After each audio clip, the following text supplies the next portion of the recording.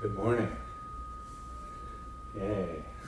Thank you for coming to my presentation this morning on Buddhist meditation. So, what I've done with this presentation, I've outlined the practice that the Buddha was doing on his 7 days and 7 nights underneath the Bodhi tree. The practice that led him to his nirvanic experience, to his enlightenment. Now, I need to preface that because many Buddhist traditions claim that one of their practices is the practice that the Buddha did to attain his enlightenment. The one that I'm talking about today is the one that I've learned from the Tibetan tradition. So I just like to preface that. So we'll talk about the stages of this practice. It's outlined in 6 different stages. Now, if you've been with me meditating on C-Day mornings, you've had a taste of the first few stages of this practice. So you'll know that'll be very familiar. So I'll talk about the practice itself, outlining the practice. I'll draw the historical references to the Buddha as well, and then talk about some of the benefits of embarking on such a meditation practice. So before I do all of that, I would like to talk about, well, what is meditation? Why is it so important? Well, as meditation comes to the West, we're having a unique and new opportunity to look at meditation through the eyes of the scientist, through the rational mind of the West. And we're noticing some really extraordinary things. We now know that meditation, well, as I mentioned yesterday, increases one's potential for happiness. That's quite lovely. We also know that it increases the immune system, it boosts the immune system, it lowers one's risk of heart attack and stroke. So there are many, many health benefits. It actually slows the aging of the human brain down, which is quite extraordinary. So many, many health benefits that we're starting to see. But from a Buddhist perspective, really, meditation is a technique used to cultivate a heightened sense of awareness and attention. That's why the Buddhists meditate. Now, when the Buddha was asked what he would teach, he would often reply, I teach one thing and one thing only, suffering and the end of suffering. So as this presentation unfolds, I'll be pointing at how that cultivated awareness and attention can lead one to ending their suffering. So this type of meditation practice is known in the West as mindfulness, simple mindfulness. You might have heard of this word mindfulness. It's kind of a buzzword now that's going around America and Europe, similar to the way yoga swept through the West in the 90s.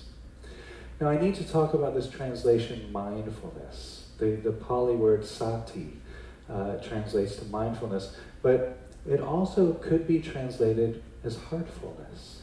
In fact, Pali, the language of the Buddha, and Sanskrit, and Japanese and Mandarin, those languages don't differentiate between the word for heart and the word for mind. It's quite interesting, right?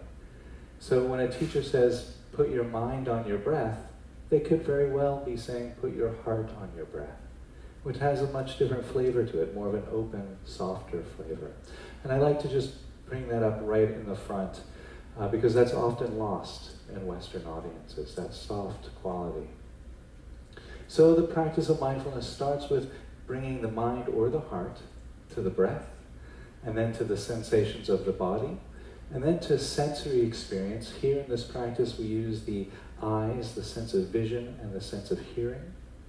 Then we open our awareness, we bring our awareness to the thoughts and feelings and emotions that we might be having in the present moment. Then we open our heart to that entire experience, which is quite beautiful. And then we bring our awareness and attention to the ego, to the one who's having this experience. Now those are the stages of the practice, and I'm going to outline each stage as we go. So don't worry, I know some of it might sound a little bit esoteric right now, but it'll become clearer, hopefully, as the presentation unfolds. But before I do all of that, I want to address the main question that I always get asked in meditation. What do I do with my thoughts? I have all of these thoughts, they won't shut up. How can I get my mind to be quiet? And so again, if you've been with me in the morning meditations, you know the technique that I use in my practice and that I offer when I teach. And that is, whenever you recognize you're distracted by your thoughts, just say the word thinking to yourself. And what that does is that shines that light of awareness down on the unaware state of distraction. They can't coexist. You'll notice the thought dissolves, and you can bring your awareness back to the present moment. Then there's another thought coming up right after that. And you say thinking, and that thought will dissolve, and you return back to the present moment. And it happens over and over again, like that. So each time one goes through that pattern of getting distracted, and returning, it's like one is lifting weights. You're strengthening the muscle of awareness and attention. You're lifting the awareness barbell, like that, each time you come back to the present moment. So that's the good news, right? I hear a lot of people tell me, oh, Chris, I can't meditate because my mind is so active.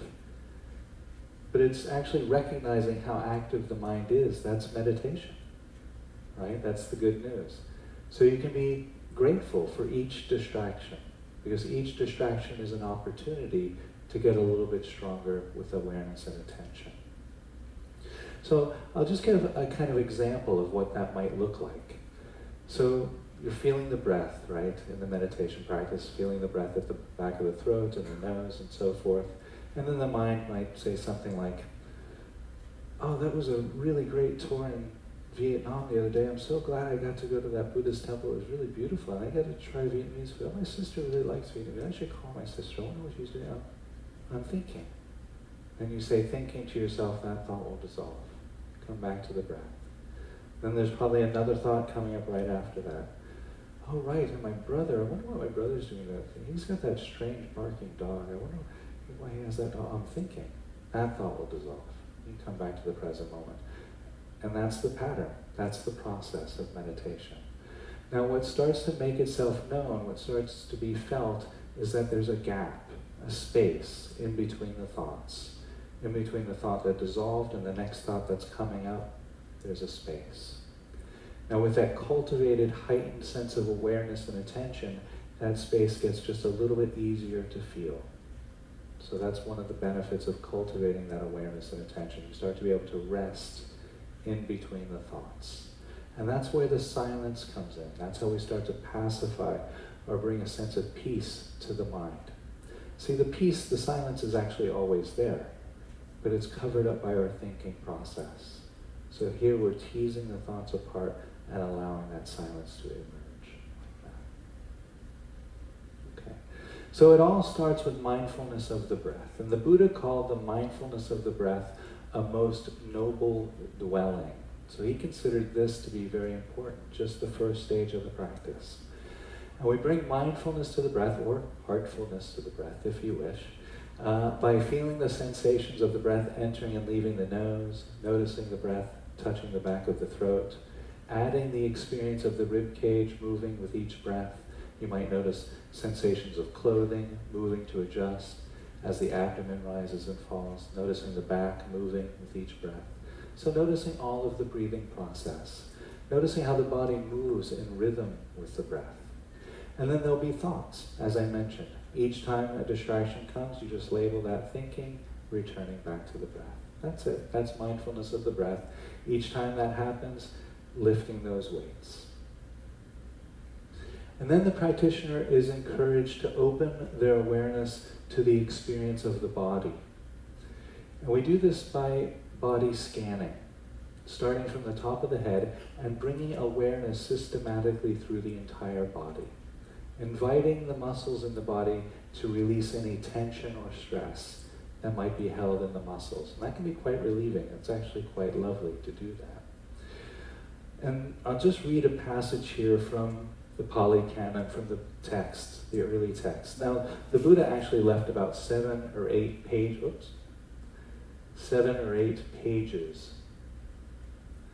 of why he thought mindfulness of the body was so important. I won't subject you to all 7 or 8 pages, but I just have my favorite paragraph here. The Buddha says, "When one thing is developed and cultivated, the mind becomes tranquil. Thought and examination subside, and all wholesome qualities which pertain to true knowledge reach fulfillment by development. What is that one thing? Mindfulness of the body. So he considered that to be also quite important. So again, bringing awareness through the entire body. The mind will wander, that's natural, that's quite normal. Each time you notice that happening, thinking, coming back to now the breath and the body, like that. So it's this experience of awareness getting slightly larger.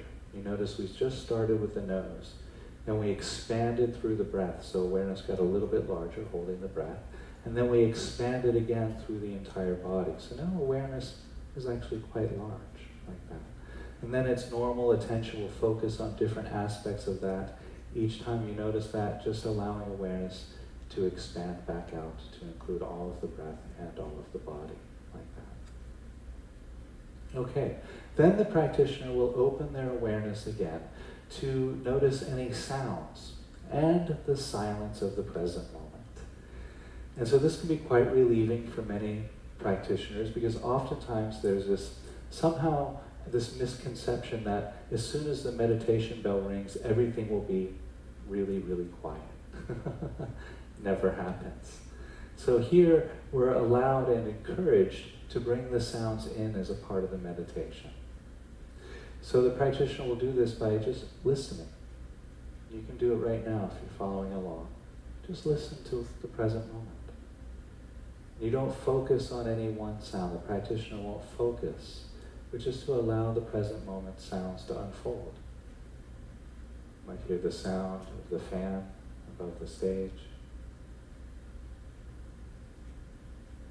There's really not a lot of sound, right? Maybe a murmur of a conversation outside the theater.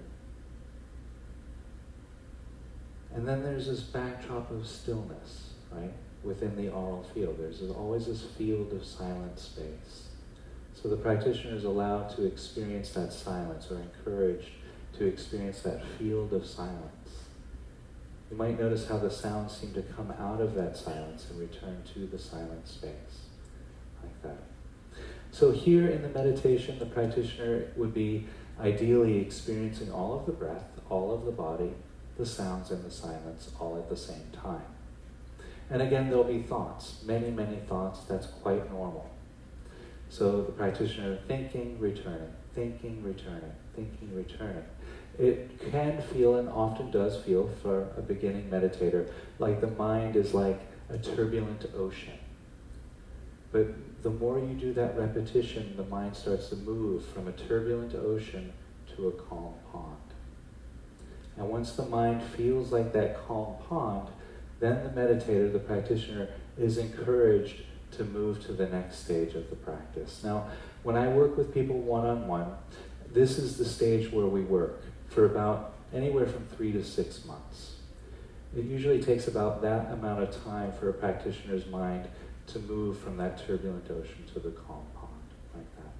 So once that happens, we go to the next stage of the practice, the visual field. And so here the practitioner is encouraged to open their eyes and take in the whole visual field as a part of the present moment, because, well, everything you see is right now, right? So we experience the visual field as a part of the present moment in the meditation practice. Now this can be quite beneficial. There are many, many wonderful benefits to this stage of the practice. Namely, when we open our eyes to the meditation, we're experiencing the world free from our map-making mind. So I'll just explain that. So each time we label something, that's another thought, right? That's just thinking. So you'll notice probably, well, maybe when you notice when you walk out of the theater, but when you walked into the theater too, as soon as you come into a new room or a new setting, your mind starts to map it out, right? Unconsciously or consciously. You walk into the theater and all of a sudden your mind is red chair, blue chair, glass table, empty seat, occupied seat, blue shirt, eyeglasses, red shirt, handsome man on the stage speaking about Buddhism, and so forth. And so your mind just naturally does this. That's normal. And it was the great Sufi poet Rumi who once made the extraordinary observation that silence is the language of God. Everything else is a poor translation. Beautiful, I love that phrase. And so when we open our eyes in a meditation practice, we learn to see with silence. We break the habit of that map-making mind. We recognize that that's just more thought. So we open our eyes and we take in the visual field free from the labels, like that. That can be quite extraordinary. So the practitioner does that with the visual field, then they're also noticing the sounds and the silence, noticing the breath and the body. Again, that's quite a lot of sensory experience to hold and awareness. There'll be many, many thoughts. The mind becomes again like that turbulent ocean. So thinking, returning, lifting those weights, that awareness and attention barbell over and over again, cultivating that heightened sense of awareness and attention. Eventually, that turbulent ocean, maybe 3 months later, 6 months later, it doesn't matter how long, that turbulent ocean of a mind becomes the calm pond. Then the practitioner is encouraged to move to the next stage of the practice. So in this stage of the practice, the practitioner is encouraged to open their awareness to any thoughts, feelings, or emotions, the internal field. Now, a lot of my students consider this to be kind of like going into the lion's den. Because up until this point, we've been encouraged to label our thoughts thinking and just let them go. But here we actually open our awareness to the thoughts themselves. And this can be done because now at this point in the practice, awareness is quite vast, quite large, right? We're holding in awareness all of the visual field, the colors, the shadows, the lights, the space of the visual field, all of the sounds and silence, all of the body and breath. So awareness has gotten quite big. It's like the sky, vast like the sky. And then a thought will come up, and that's like a bird just passing through the sky. Now, a practitioner will often grasp onto that thought and follow it, particularly if it's something juicy like gossip. We grasp onto that thought and we're off to the races with it. So I'll just give a kind of an example of what this might look like when put into practice. So meditators, they're meditating, they're feeling the breath, the body, hearing the sounds and silence, seeing the world in front of them, free from the maps. And then a thought might come up. Oh yeah, I'm going to be in Thailand tomorrow. Wow, that's great. I never thought I would get the time. And it just dissolves. There's no charge. Awareness still remains open, spacious. You don't need to follow the thought. Another one. Oh, that was a really weird dream I had last night. I wonder why I dreamt about that person. I thought of it. There's no charge. It just dissolves. One more. Wow, I should have gone to the toilet before this presentation started. I don't know what I was thinking. No charge. It just dissolves. We don't have to follow it because our awareness is now that open and spacious that the thoughts can just arise and pass. They don't distract us any longer. Again, like birds passing through the sky. It's the same with emotions and feelings. We don't repress anything. We actually stay open to it. We actually feel a lot more. But they don't cause us upset any longer because we're open, spacious. We feel the sadness, but we also hear the sounds of the present moment. We also see all of the sights of the present moment. So the emotions are allowed to rise, but they don't cause us upset any longer. They just pass through like birds passing through the sky. Now, at this stage of the practice, Mara might appear. Now, if you're with me on my talk on the life of the Buddha, we met Mara. Mara is the Buddhist mythological creature, the demon of death, if you will. In some of the texts, his name is translated as Antika, which means the one who creates limits. But when we strip away the Buddhist mythology, we can clearly see that Mara is representative of one's own shadow material, one's own limiting thoughts, one's own dead ends, if you will. So Mara can appear, and this is because we are so open at this point. And so other emotions might come up, things that we haven't felt or thought about completely, that we need to feel, that we need to process. Those start to make themselves known. It's one of the beautiful, beautiful benefits of a consistent meditation practice. We start to be able to embrace the parts of ourselves that we've once considered taboo, like that. So one of the great, great benefits of meditation. So again, more thoughts coming and going, that turbulent ocean. It takes another 3 months or 4 months of practice at this stage, generally, more or less. That turbulent ocean of the mind will become that calm pond again. Once that happens, the practitioner is encouraged to move to the next stage of the practice, opening the heart. This is quite lovely. Here the practitioner is encouraged to open their heart and embrace the present moment, whatever is arising in the present moment. And so the way this is instructed traditionally is the teacher will instruct the student to visualize something, some experience that they had in their past, which facilitates the heart opening. For me, it's picking up a kitten. I mean, come on. You have a 4-week-old kitten, it's the size of your hand. You look into their eyes, it's looking up at you, so innocent, and my heart just... If that doesn't open your heart, I think you have to check your pulse. For some people, they don't like kittens, that's fine. A puppy could work too, or picking up a baby can help. If you're particularly spiritual or religious, you might use an image of Kuan Yin here nursing a baby. That might help your heart open. Or an image of the Virgin Mary. For some people that works.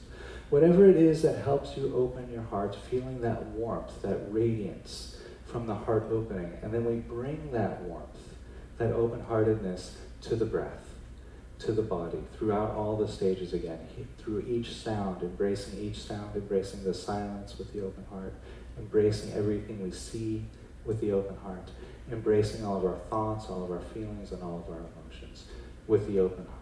Like that. It's quite a beautiful stage of the practice. Now, sometimes I get the comment, well, that sounds kind of hippy-dippy, foo-foo-ish kind of stuff. But it's not, actually. It actually takes quite a brave soul to open their heart to the entire present moment. I consider it a radical embrace of now, like that. So here the practice gets quite intense, actually. Again, there'll be many more thoughts, more distractions. The mind will be throwing up all kinds of distractions. Thinking, coming back, lifting those awareness and attention barbells, getting stronger with awareness and attention.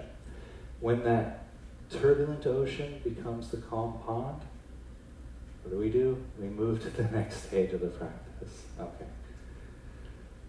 So this is the final stage of the practice. This is the pinnacle. And by now, we've done all of that distraction and return, probably for about 18 months to 2 years of practice before we get to this stage, where we bring that heightened sense of awareness and attention to our own ego, to our sense of being an I. And we do this by a technique of insight, it's called insight questions. So the practitioner will be encouraged to, in the silence of meditation, ask a question like, who is having this experience? And I talked a little bit about this yesterday. Who is having this experience, the question? Well, then the mind will say, well, of course, it's Chris who's having this experience, and I'm a teacher and I'm a philosopher, and I don't know what he's talking about. That's just more experience. Who's having those experiences? Well, then the mind will start to try to answer that again, but that's just more experience. Who's having that experience? And so it goes around and around and around and around, like that. Now, the more the practitioner looks in, you can't find the experiencer. All you find is more experience, over and over again. So once that occurs, once that looking keeps occurring, it starts to dawn on that practitioner that there's actually no experiencer. It's all just experience that keeps arising. So the sense of ego, that sense of I, starts to dissolve, starts to break down. And once that sense of I starts to dissolve, the sense of other starts to dissolve, because other only makes sense in relationship to I. So it becomes a we, which is quite beautiful. So about 15 years ago, I'm living in New York City, and one of my friends calls me up. And he says, Chris, you should watch Conan O'Brien tonight. The Dalai Lama's going to be on. I'm like, well, I don't usually stay up that late, but Of course, I don't want to miss the Dalai Lama. So I stay up, I turn on the TV, the appropriate time, and there the Dalai Lama is next to Conan O'Brien. He's wearing the orange robes, he's got a big smile. And Conan says, "What did the Buddhist monk say to the hot dog vendor? Make me one with everything." Oh, yeah, right? So that's a big groaner. Now I just tell that kind of light anecdote to not only lighten things up a little, because we were kind of going off the deep end there, but also to bring it back to the deep end. Because a teacher can't make a student one with everything. I couldn't make anyone one with everything. Much in the same way, I can't waken a person who's pretending to be asleep. We're already one with everything, but we're just asleep. We're just in this illusion of separateness, as the Buddha called it. We feel that we're a permanent fixed entity in this bag of bones looking at a permanent fixed world. The Buddha saw that that was an illusion, and that illusion is what gives rise to suffering. So I just want to talk a little bit about the Four Noble Truths and how this would play into a meditation practice. I think some of you were with me yesterday. You heard me talk in great detail about the Four Noble Truths. So today I'll just kind of recap on those. Those are: life contains suffering. We suffer due to our emotional reactivity. The third truth is we don't need to do that. We can unplug that reactivity. And the fourth truth is we unplug that reactivity by walking the Eightfold Path, or bringing mindfulness to really all aspects of life. But he outlined 8 specific aspects. That's the Eightfold Path. Okay, this is a true story. So about a year ago, I'm on this ship doing what I'm doing now. And I was in my room. It's about 4:30 in the afternoon. And I'm meditating, which is something I do often in the afternoons. And it's very calm and peaceful. I'm feeling the breath, the body, everything's nice, watching the present moment go by. And well, at that time on the ship, I had a neighbor who, well, let's just say she felt her taste in music should be my taste in music. We've all had neighbors like that, right? So, it's 4:30 in the afternoon. You can't really be too upset. But anyway, I'm feeling the breath. I'm in the meditation, very calm, very happy state. All of a sudden, and my chest is going like that, and the belly's going with the bass, That's dukkha. That's the suffering. Now the mind says, "Oh my goodness, what are they thinking? Why are they playing their music so loud? I wish they would turn that off. Maybe I should just punch the wall." Or, is that even music? What's wrong with kids these days? That's the suffering. That's the emotional reactivity. The Buddha said we don't need to do that. We can let that go. And that's why the technique of using that word, labeling the thoughts, thinking, is so powerful. We can say thinking, and those thoughts will go. Now we come back to the original sensation, that's fine. We know from practice, we know from study, that everything that arises passes. We know eventually those sensations, that discomfort, will arise and pass. Now again, the thoughts might start up again, that's absolutely normal. Maybe I should just punch the wall, or maybe I should call her up and say, what? Thinking. That's just thinking. Let that go. Coming back, resting into the present moment. Now, the more we do that, we start to feel that cessation. That's the third truth. We don't have to do that. We can behold the cessation of the reactivity, the third truth. So we let that go. It feels good that we didn't react emotionally. We didn't punch the wall. We didn't call them up and swear them out. And we didn't repress it either. We let it arise and pass. And so, because that feels good, we start to cultivate a way of life. We start to practice deeper. We start to move towards a lifestyle which allows that to happen more and more easily, more and more frequently. So that's the 4 truths as a meditation practice. It can be done in everyday life as well, which we'll see right here. So this is kind of a different way of saying the same thing, a little more detail. And I've used here for the circle, by the way, it's a Japanese enzo. It's a Zen practice, calligraphy practice. So in this practice, a monk or a nun will enter into a meditation. They'll meditate for maybe 20 minutes or half an hour, holding a calligraphy pen generally, and they'll have an inkwell there. And they'll be in this meditation, and during the meditation they'll dip the pen in the inkwell, and they'll just do a very quick circle like that. It's usually just one stroke, maybe 2 strokes at the most. The circle is meant to be indicative of the monk or nun's state of mind. Like that. It's quite a beautiful practice, quite a profound practice. Okay, back to the meditation.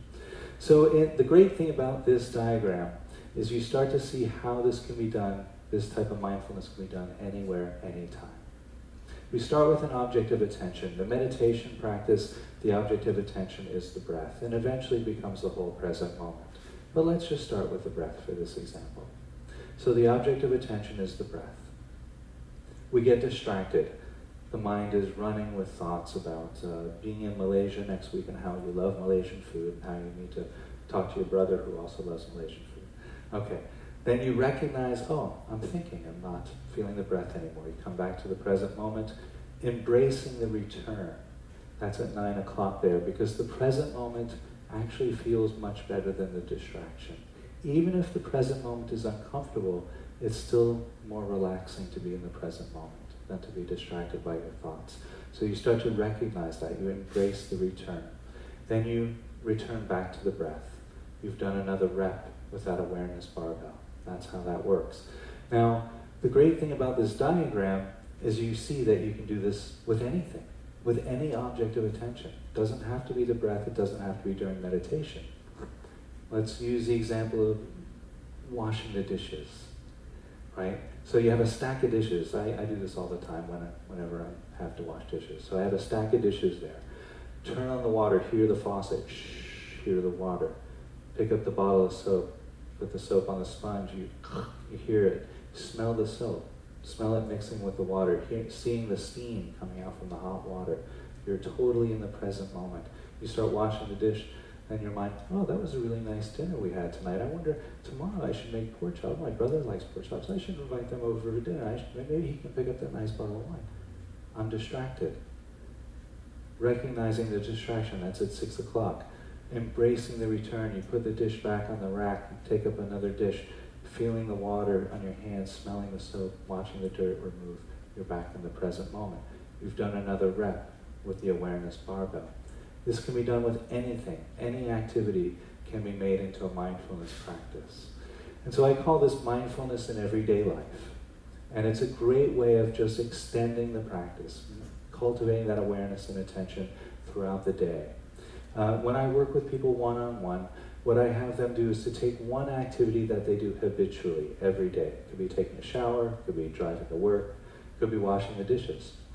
And they'll do it mindfully for 2 weeks and keep a journal. So what happens after 2 weeks? Well, some of the days they may have forgotten completely and they just write in the journal, I totally forgot and I was daydreaming the whole time. That's fine. Some days they might do a little, some days they might be mindful for the whole section, and that's fine.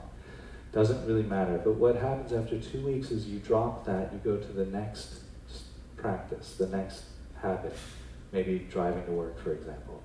So you do this for 2 weeks, on and on and on for 6 months, 8 months. All of a sudden your whole day is present moment awareness. You're in the present moment your whole life. And it just happens gradually like that. You don't have to add more and more to the practice. You drop the first 2 weeks, you go to the next one. Because muscle memory, you'll remember, your body will remember how to be mindful every time you wash the dishes after that. So it's a beautiful practice, beautiful way of gradually adding mindfulness to life. Okay, so I've been talking a lot about getting distracted, returning, getting distracted and returning, right? Lifting those awareness and attention muscles. Well, what's the benefit of that? Well, there are many, many, many benefits that I don't have to unpack. I don't have time to unpack all of those today, but I'll talk about my favorite 2, and I think these are really profound benefits of this type of meditation practice. The first one is the benefit of pain management. And again, I'll use a real life example. So 2 years or so ago, I had an infected gum. Again, while I was on this ship, my gum got really infected and it was really, really painful. If you've had a toothache, a bad toothache, you know what that can be like. It resonates through your entire jaw into your head. It's really all-encompassing, right? Now, if a person has never meditated before, their awareness and attention is generally somewhere behind the eyes, like right around here maybe. And they just look out at the world. Most people experience the world this way. They look out at the world from behind the eyes, and the body just kind of dangles there below them, like that. That's fine. That's normal. 99% of people experience that. So when you have a toothache, well, if your awareness is only that big, that toothache is huge. And all of your thoughts are, when am I going to take the next pain pill? When am I going to get to the dentist? How am I going to eat tonight? Right? That's normal. But with a meditation practice, even in the first few months of meditation, you've been practicing stretching that awareness, right? Going through the entire breathing process. So now awareness is a little bit larger. So that toothache actually feels, well, a little bit smaller. And if you've been practicing for maybe 6 to 8 months, now your awareness is grounded in the whole breath and the whole body. Now that's quite a bit larger. So that toothache gets quite a bit smaller, right? Actually, it's the same size, but it feels less because you're honoring more of the present moment. You feel the pain of the toothache, but now you're also feeling the sensations of clothing on your skin, your feet against the floor, you're feeling the breath entering the body. Now, if the practitioner's been practicing maybe a year or so, they're feeling the breath, the body, and hearing the sounds. Now that's really quite large. So not only can the toothache be there, but also the sensations of the clothing on the skin, the air conditioning touching the face, the feet against the floor, feeling the breath as it enters and leaves the body, and you're hearing all of the sounds at the same time. So now the toothache is actually quite manageable, like that. And so that's how it works with pain management. I just give a little example of that to kind of drive the point home, because I really think it's quite important. So let's say my awareness is the size of this water bottle. That's pre-meditation awareness. And maybe I drop 6 dashes of salt in the water bottle. Well, that'll probably taste pretty salty, right? Take a sip. Well, let's say my awareness is a bucket of water the size of this theater. I put the same amount of salt in, you won't even taste that salt. You wouldn't notice it. So that's how this type of mindfulness works with pain management. It works with physical pain, it also works with emotional pain as well. One of the other benefits of this type of mindfulness practice that I find quite profound is the benefit of shedding our conditioned reactivity. This is what the Buddha pointed to as a way of alleviating our suffering. And so I'll just walk us through how this might work. So as a human being, we all have a human nervous system. That's a part of our existence. So each time that nervous system encounters an experience, it gives rise to a feeling tone. Either a pleasant feeling tone, an unpleasant feeling tone, or a neutral feeling tone. We then interpret that feeling tone with attraction, aversion, or indifference. So if it's a pleasant feeling tone, we generally interpret that with attraction. If it's an unpleasant or uncomfortable feeling tone, aversion. And if it's a neutral feeling tone, generally indifference. Now we then react emotionally to that interpretation. If it's an attraction, we might react with desire, lust, so forth. If it's aversion, we react with anger. And if it's a indifference, we react with numbness. And then that reaction becomes expressed into the world or repressed back into the body. I'll use the example of anger because I find that to be quite accessible for many people. So if anger gets expressed into the world, that looks like yelling, kicking, punching, screaming, shouting. If it gets repressed, it gets choked back in the body, which makes the body ill. Okay, another real-life example. So again, back in New York City, some of you already know, I was a musician once upon a time living in New York, and I used to be a double bass player. And I love the Brandenburg concertos because the bass lines are exquisite. So I went one evening to the New York Philharmonic to see them perform the Brandenburg concertos, and I bought really good seats because I wanted to hear the basses. They don't project very well in an orchestra. So I splurged, got really nice seats. And I'm waiting there, and then all of a sudden, the orchestra comes out, they're tuning, and the conductor raises the baton and launches them into the concert. Beautiful. Not 2 measures into the concert, a couple start talking behind me. Okay, that's the sensory stimulus. That gives rise to the unpleasant feeling tone. That unpleasant feeling tone then becomes interpreted with aversion. I react to that aversion with anger. Now, before I had started meditating, I might have turned around and said, "Hey, you filth, foul, foul filth, what are you thinking?" Right? Or I might have repressed it back into my body. I'm a nice person, I don't want to get angry. Not good either. Okay. With a little bit of meditation, maybe 3 months or so of meditation practice, a gap starts to open up between 4 and 5. So people talking behind me at the concert, I feel that unpleasant feeling tone as a result of that. I interpret that feeling tone with aversion. Anger arises in my body, but just because I feel anger in my body doesn't mean I have to get reactive. I know that everything that arises passes, and so I can just feel the anger move through my body without expressing it or repressing it. Quite important.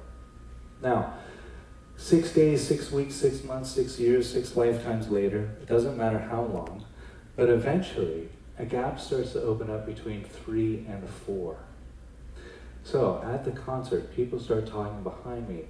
I feel that unpleasant feeling tone. I interpret that feeling tone with aversion. But just because now I feel aversion in my body doesn't mean I have to get angry. Right?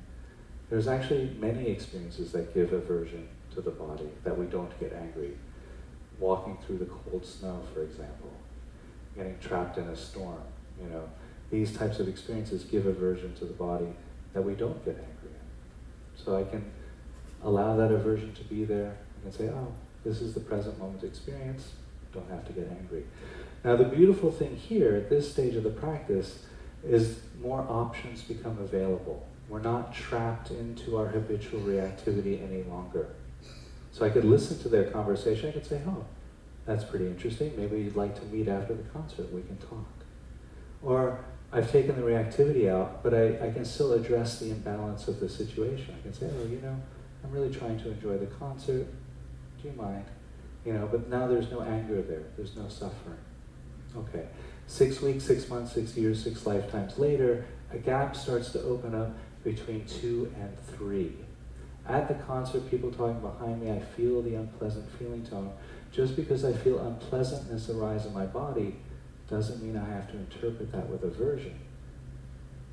Again, there's other experiences in life that give rise to unpleasant feeling tones, but we don't always respond with aversion, right?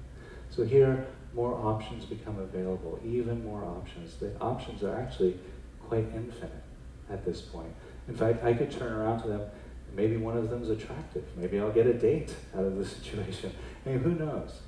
But the point is that the options really become infinite there. We're not locked into the habitual reactivity any longer.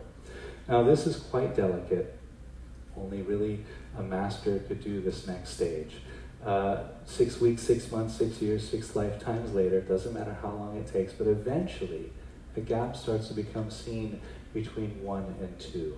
So for example, I'd be at the concert, people talking behind me, but just because people are talking behind me doesn't mean I have to have that unpleasant feeling tone. I can embrace the present moment. And so what that might look like is, well, human voices have a rhythm and a pitch to it, right? I could weigh that against what the orchestra is doing and it becomes a part of the musical experience. Very, very delicate practice. I'm not sure I could do that myself, but it can be done. So those are 2 of the really extraordinary benefits and very accessible benefits to any meditation practitioner anywhere. It just takes practice, it just takes time like that. So that does bring me to the end of my presentation this morning. This is, by the way, the book that I've written. It is a meditation guide, and it is a meditation guide on this meditation practice. In the book, each chapter is a commentary on each stage that I've outlined here today. And of course, in the book, I go into much, much, much finer detail. about the benefits and about each stage.